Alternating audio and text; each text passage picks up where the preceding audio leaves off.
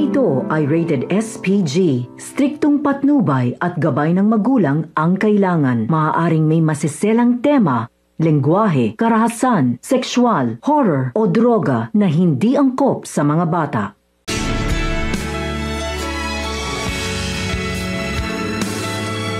Isang araw sa duty ni Helen ay may dumating na basket puno ng pagkain na may sabay na note. Galing pala ito kay Sinon. Kinilig naman ang mga kaibigan niya, maging si Helen ay napangiti rin. Sabi ng kaibigan ni Helen na si Chrissy single naman daw silang dalawa, baka daw mag-workout ang kanilang relasyon. Kumain sa cafeteria sina Helen at Chrissy nang dumating si Sinon at natulala si Helen nang makita niya ito at pagkatapos ay dumaan lang pala si Sinon dahil may meeting siya doon din sa cafeteria kung saan kumakain sina Helen. Dumating din si Matt at may binigay na libro kay Helen. Galing daw yun kay Sinon. Natuwa si Helen dahil yun pala ay libro na to be released next month pero nauna na siyang bigyan nito. Sabi naman ni Matt ay gusto ni Sinon na una siyang mabigyan nito. Nagpasalamat naman si Helen. Pagkagabi binuksan ni Helen ang libro at may dedication pala ito. Para pala ito kay H. Alam ni Helen na siya ang tinutukoy sa dedication ni Sinon. Napangiti ito. Pagka-umaga pumunta si Helen sa opisina ni Sinon para personal na magpasalamat kay Sinon at dapat daw ay may pirma ang librong bigay niya.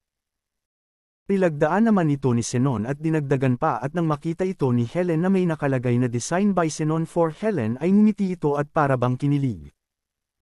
Pagkatapos ay inimbitahan ni Helen si Sinon sa kanyang kaarawan at may konting salo-salo daw sa kanila. Di naman tumanggi si Sinon at pupunta daw ito. Pumunta nga si Sinon at Matt sa bahay ni na Helen habang kumakanta ang bisita ni Helen ng happy birthday at napatigil ang mga ito dahil dumating sila. Nag-blow na rin si Helen ng cake at kumain na sila. Habang kumukuha ng pagkain sina Helen at Sinon, dumating si Ryan na may dalang basket sabay sabing galing daw ito kina Nanay Rona. Nagulat si Helen at nahulog niya ang plato. Agad niya itong pinulot at tinulungan naman siya ni Sinon. Tinulungan ni Sinon si Helen na gamutin ang kanyang sugat sa kusina. Nag-usap ang dalawa. Tinanong ni Sinon si Helen kung okay lang daw ba siya. Sagot naman ni Helen ay ayos lang siya. Ang ibig sabihin pala ni Sinon ay tungkol kina Nanay Rona na pamilya ni Rod. Sagot naman ni Helen ay nabigla lang daw siya. Kalapit na sana si Sinon kay Helen para halikan nang dumating si Nanay Tessa at napa-atres ito pero nakita siya ni na Sinon at Helen at natahimik at napangiti ang dalawa.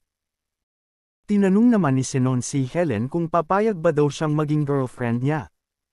Pumayag naman itong si Helen. Isang araw pumunta sila sa isang lugar, sa isang hanging bridge at doon ay nag-usap sina Helen at Sinon. Dinala ni Helen ang singsing na bigay sa kanya ni Rod at tinitingnan ito. Inalala ang sakit pero handa na raw siyang kalimutan ito, at itinapon ito sa ilog. Humingi ng pasensya si Helen kay Sinon dahil nadala daw siya sa kanyang nararamdaman. Sabi naman ni Sinon hindi daw niya iiwan si Helen kahit anong mangyari. Kahit iputol pa ang tulay na kanilang kinatatayuan ay di daw niya ito iiwan.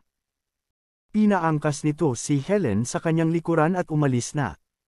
Isang gabi pagka-uwi ni Helen galing sa trabaho ay narinig niya nag-uusap si Ryan at Nanay Tessa, nagbabangayan.